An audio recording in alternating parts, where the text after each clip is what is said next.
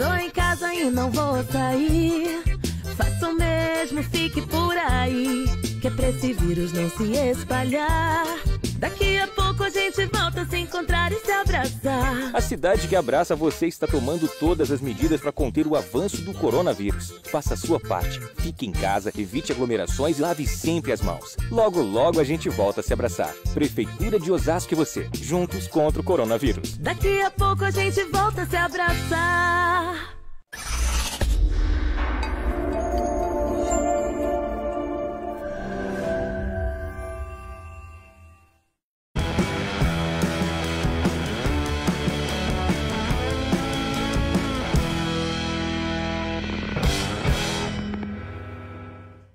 Olá, estamos começando mais um plantão ConnectV sobre o coronavírus, uma edição especial onde vamos entrevistar o presidente da ACIB, Associação Comercial e Industrial de Barueri, o senhor Moacir Félix, que já está ao vivo aqui com a gente, já está na conexão.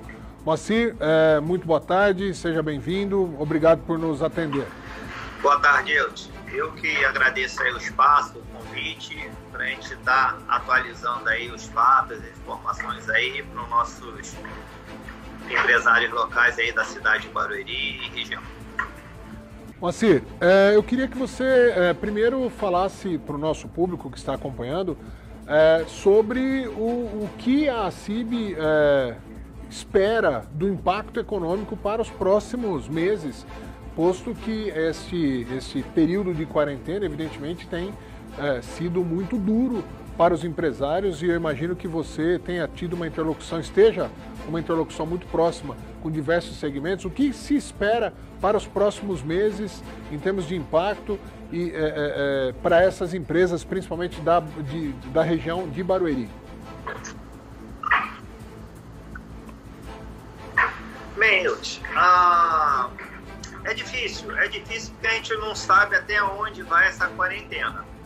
Mas os 3 próximos meses a gente considera uma situação bem difícil para o empresariado, porque as contrapartidas que nós solicitamos, a nível de governo estadual, como as isenções dos estados, de todos os impostos ICMS, aqui na cidade eu consegui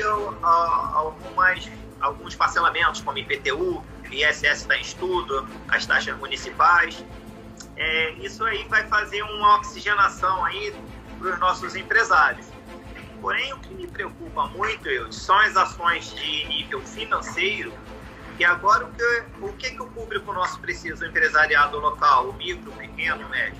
Ele precisa de financiamento, ele precisa pagar as folhas, ele precisa honrar os compromissos com os fornecedores e, infelizmente, a burocracia do governo, a nível tanto estadual como federal, demora esse oxigênio chegar na ponta. Então o governo está despejando aí um caminhão de dinheiro que vai se reter no banco, porque o nível de burocracia que estão pedindo ao empresário, avalista, que não tenha nenhum tipo de restrição, então isso é o dificultador para o nosso horizonte, porque o cara precisa de dinheiro agora. Ele não pode ficar esperando 20, 30 dias uma avaliação de crédito. E pelos últimos dados, nós sabemos que mais de 65% dos empresários, eles têm algum tipo de negativação. Se ele não tem negativação tanto no CNPJ, ele vai ter alguma coisa no CPF dele. Então, se não houver essa flexibilização do governo de liberar o crédito, injetar realmente dinheiro na veia, porque quem vai segurar essa situação pós-crise é o micro e pequeno. Porque são eles que dão 80% das vagas de emprego. E é isso que vai sustentar e reerguer a economia. É emprego, é produção.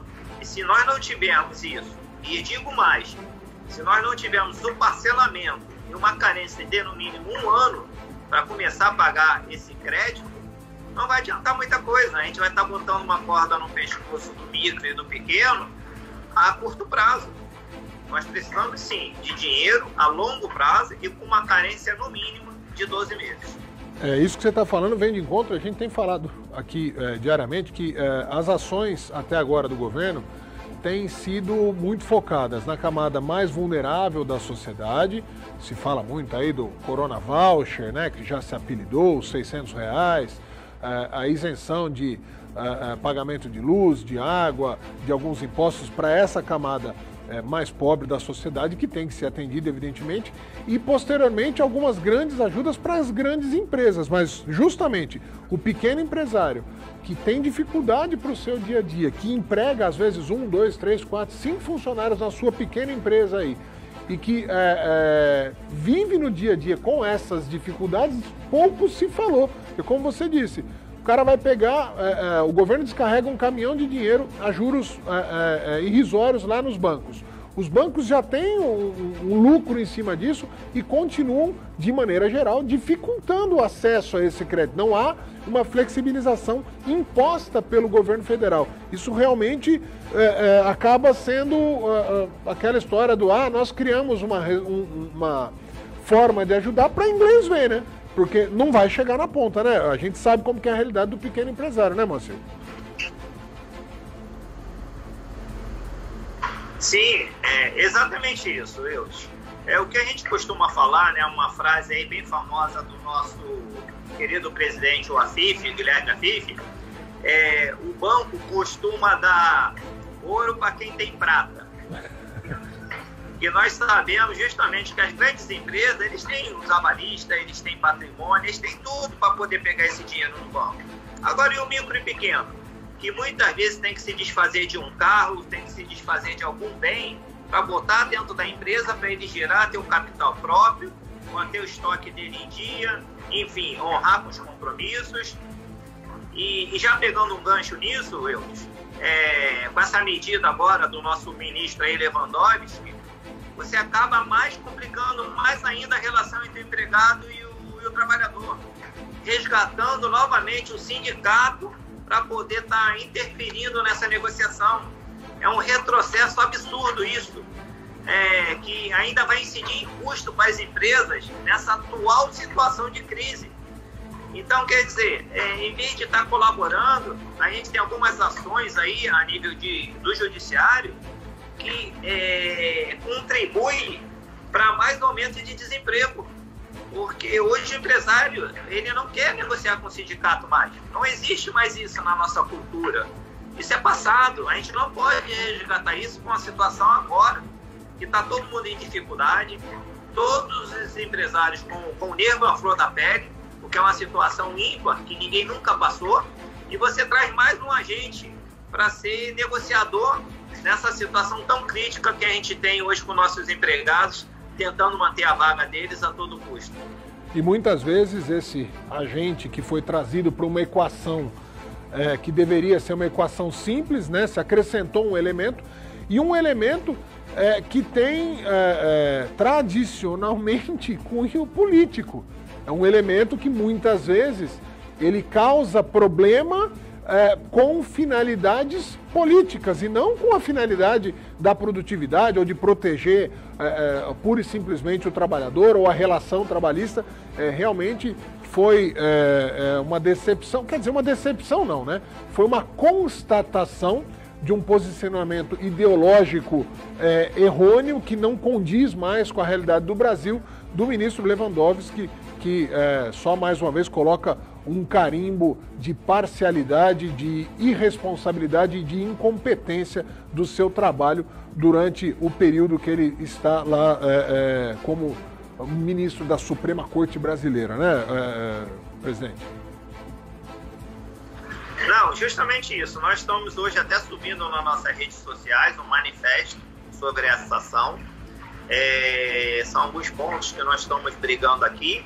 Eu queria até elencar agora com você algumas ações que nós fizemos no início já dessa pandemia. Nós protocolamos na Prefeitura Municipal de Barueri, né, todo o parcelamento, isenção durante 90 dias de todos os impostos. Isso foi a primeira ação que nós fizemos.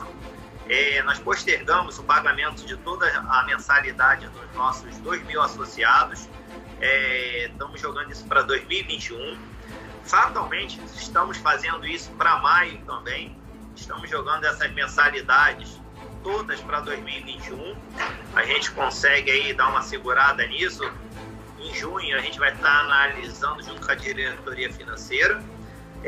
Protocolamos junto às concessionárias, água, luz, que seja cobrado pelo menos o mínimo, a leitura mínima dos empresários, das empresas que estão em funcionamento, que estão fora da área de risco, pelo menos o mínimo, para que elas consigam manter adimplente as suas contas.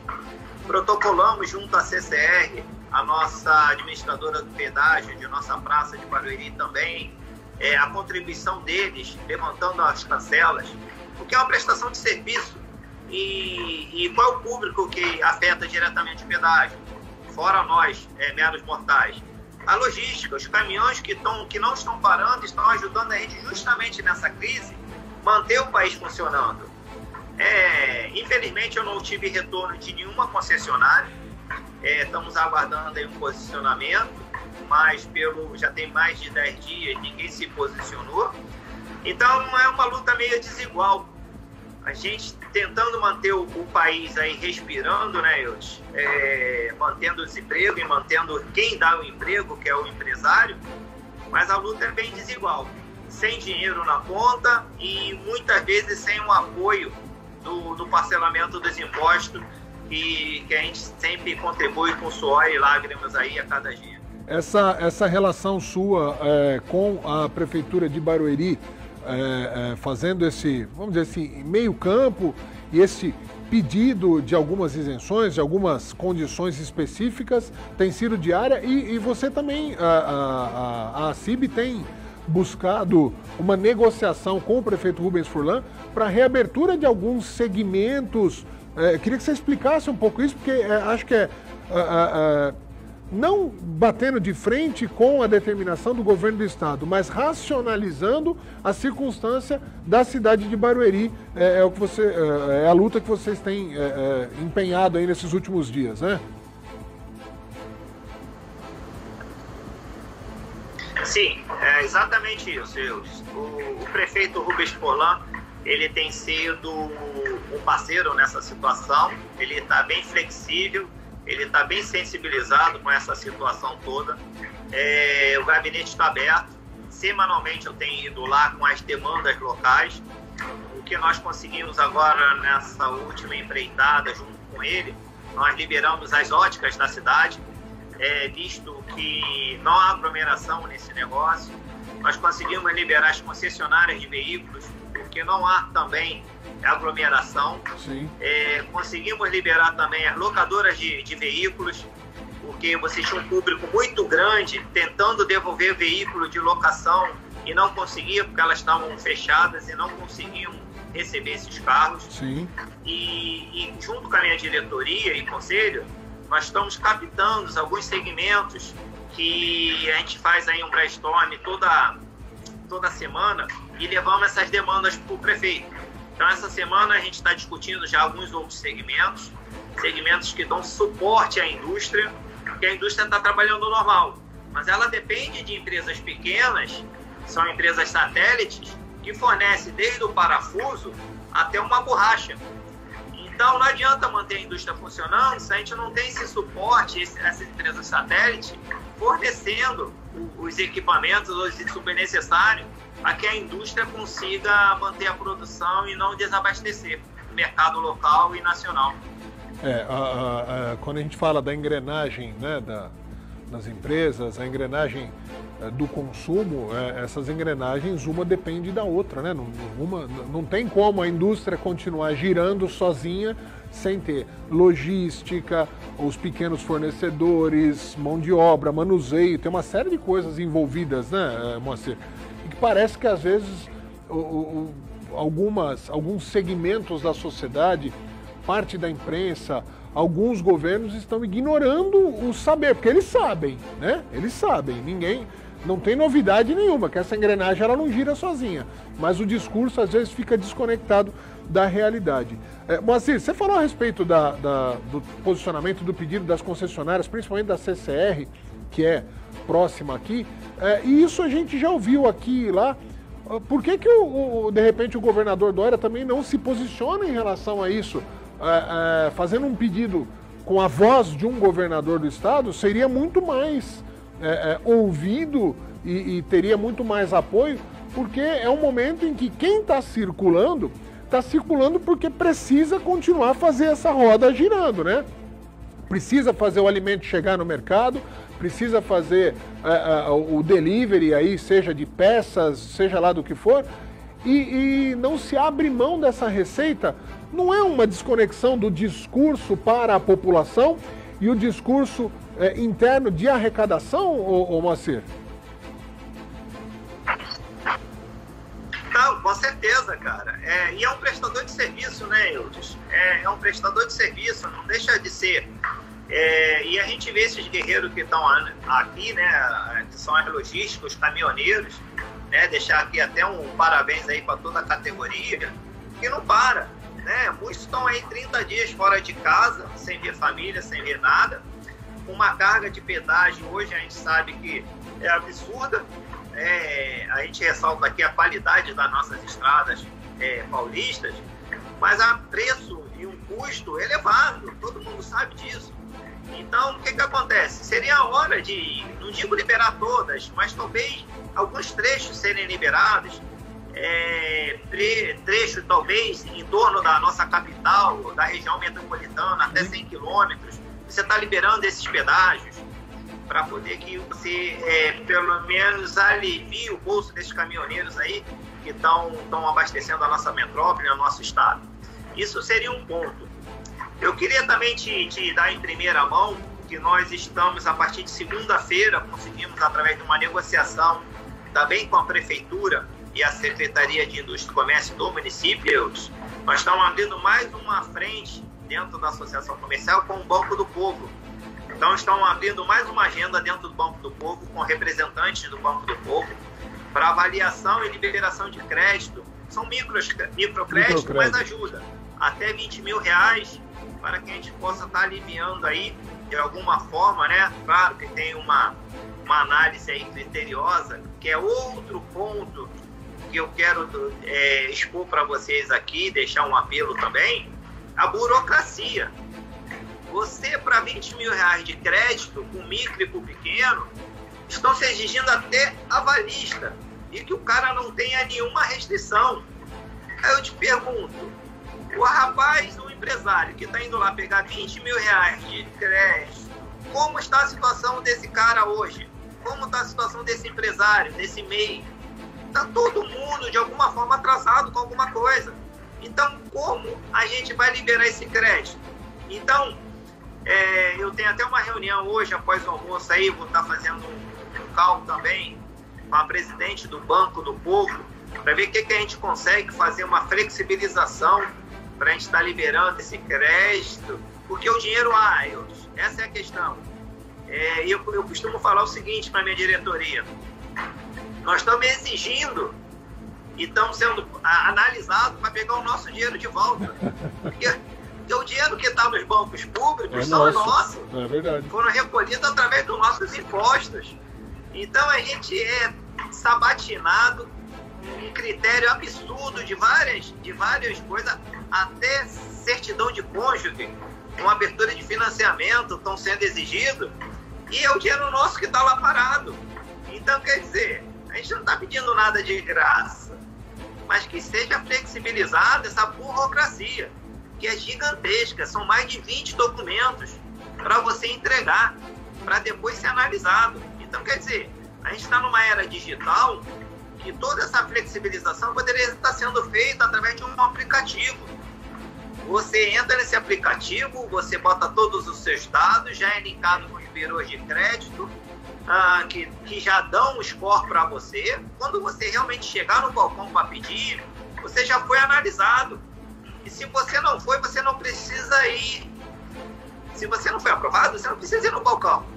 Porque qual é o nosso receio? Você abre e gera uma expectativa de crédito a esse micro e pequeno, que está desesperado, e depois você dá uma negativa, gera uma frustração que acaba sendo mais prejudicada ainda. É um banho de água fria, no empreendedorismo, né? Que todo mundo defende, todo mundo aplaude, aí você cria uma expectativa de que o cara vai conseguir sobreviver e depois você nega.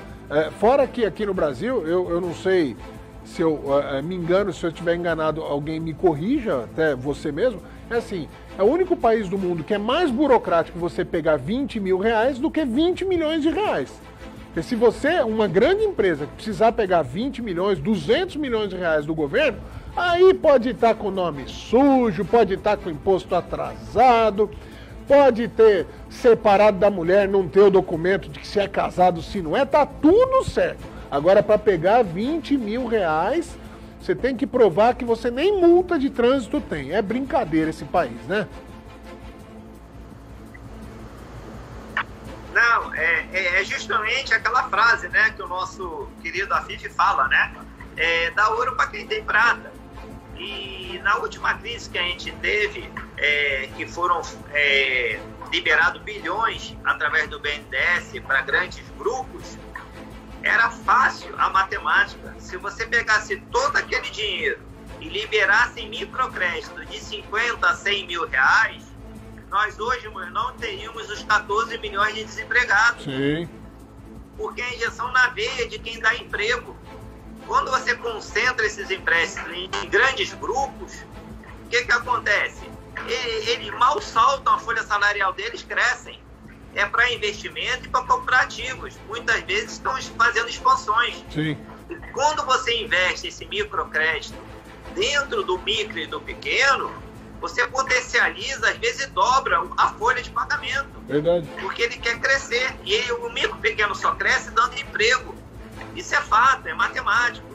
Então, o micro pequeno nunca é visto com bons olhos, a não ser para discurso político. Mas quando é na veia que realmente tem que ter leis claras e fomento desse micro e pequeno, é muita balela e pouco dinheiro no bolso do micro e do pequeno. Essa é a verdade. Verdade. Moacir, para finalizar, a gente está falando da CIB, mas você também representa a FACESP, 14 municípios aqui da nossa região. Há um alinhamento e há, vamos dizer, uma organização da FAPESP para que se pleiteie tudo que a gente conversou aqui, também em nível federal. Como é que está esse alinhamento para que haja uma pressão para mudança desses paradigmas, não só em relação ao Estado, mas também ao Brasil? A gente ouve muito o discurso do Paulo Guedes, a gente elogia, quem empresário tem gostado das ações, mas ainda há um distanciamento do que chega só para os grandes grupos e o que chega para o pequeno empresário, para o empreendedor, né, o Moacir? Sim, não. Realmente, hoje a FACESP, nós temos hoje 420 municípios no estado de São Paulo. A RA4 Metropolitano Oeste, do qual eu sou vice-presidente, nós representamos 15 municípios da região oeste. O nosso presidente, ele tem atuado aí firmemente, temos reuniões aí semanais com os 20 presidentes do estado, que representam esses 420 municípios, e a insatisfação é a mesma, né? O nosso presidente também tem dado as declarações, as entrevistas dele, o Alfredo Putait, que todas as contrapartidas que nós solicitamos ao governo estadual não foram atendidas, né? Desde ICMS, os impostos, as taxas, IPTU, nada foi atendido ainda. Então, o que acontece? A gente acha que essa medida de quarentena até o dia 22 de abril, ela foi muito extensa. Eu acho que o Estado, né, como é a locomotiva do nosso Brasil, nós temos que ter cortes semanais, que de uma semana para outra já mudou tudo. Os índices, os boletins, né, as recuperações do Covid-19, a curva já está achatada. E assim, tem que ouvir as entidades. Nós representamos aí tanto a Fiesp, a Ciesp, FACESP, FEComércio. Tem que ser ouvido as entidades, porque nós é que estamos no front. Nós não estamos dentro de palácio, nós estamos na rua, nós estamos nos balcões, nós estamos nas lojas, a gente está nos shoppings. Então, assim, tem que ser levado em consideração. O nosso presidente aí está fazendo um esforço muito grande para poder estreitar essas colocações junto ao governador. Cada presidente está fazendo seu esforço para estreitar com cada prefeito de sua cidade, porque a gente representa o motor da economia. Então, para a gente, a pressão está muito grande, da gente ver na ponta muito lojista desesperado, querendo abrir, os estoques acabando, alguns estoques sendo perecíveis e a folha de pagamento não para. Então, assim, a Facesp está atuando firmemente, mas não está nada satisfeita com as ações que estão sendo feitas. Muito bem, muito bem. Moacir, eu quero agradecer mais uma vez a tua participação aqui. Sempre que chamado você nos atende.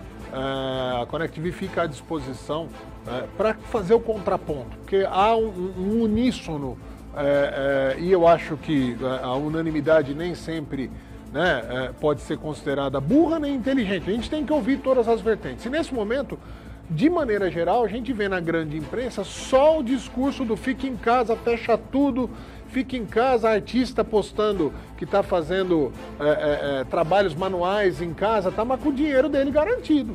O pequeno empreendedor que precisa que a economia gire para ele levar, né, fazer a movimentação, que a gente sabe como que funciona, não está sendo ouvido. Então, a gente faz questão de manter a ConnectV como um canal de ouvir os dois lados, de fazer o contraponto, para que você que está em casa faça a sua análise, tire a sua opinião e ajude a movimentar democraticamente um debate que é fundamental nesse momento, que diz sobre qual o período, que até agora uma das coisas que a gente mais fica incomodado, Moacir, até voltando para você, essa última questão não se fala abertamente, primeiro, quando termina, não se fala, só fala que é até dia tal e pode ser que adie. E segundo, como que vai ser o planejamento para o retorno? Porque fala, olha, quando liberar, vai ser liberado aos poucos, mas não se apresentou até agora planejamento absolutamente nenhum de como vai ser isso, porque o empresário tem que saber, né? Então peraí, primeiro vai liberar qual tipo de segmento, como que vai ser, vai limitar horário, vai mudar horário, ninguém fala desse planejamento. E aí fica difícil, né, Moacir? Não, você tem toda a razão, né? Essa ansiedade, essa falta do futuro não exposta é que gera todo esse caos. O que nós deveríamos estar fazendo, os especialistas, deveriam estar falando o seguinte: nós vamos chegar ao ponto 0 ao 100 de liberação, conforme o atachamento da curva. E com esse atachamento, a gente consegue liberar os segmentos. Então, o empresário, o prestador de serviço daquele segmento, ele saberia que no dia 30 de maio ele estaria já apto a estar trabalhando. Ele conseguiria estar se programando para voltar a trabalhar. Perfeito. Então, o comércio, o shopping, que estão todos fechados, eles saberiam que em 1º de junho eles estariam aptos a estar trabalhando. Ele conseguiria estar fazendo uma flexibilização da folha, fazendo banco de horas para voltar no dia 1º. A falta dessa perspectiva, Eudes, é que está gerando toda essa ansiedade. Sim. Né, e esse desespero na nossa sociedade. Sim. Porque, como eu falo do empregador, isso se espelha para o empregado. Ele não sabe quando vai voltar a trabalhar. Ele não sabe até quando o patrão vai estar honrando com a folha dele, porque sabe que está deixando de faturar, não está entrando mais dinheiro.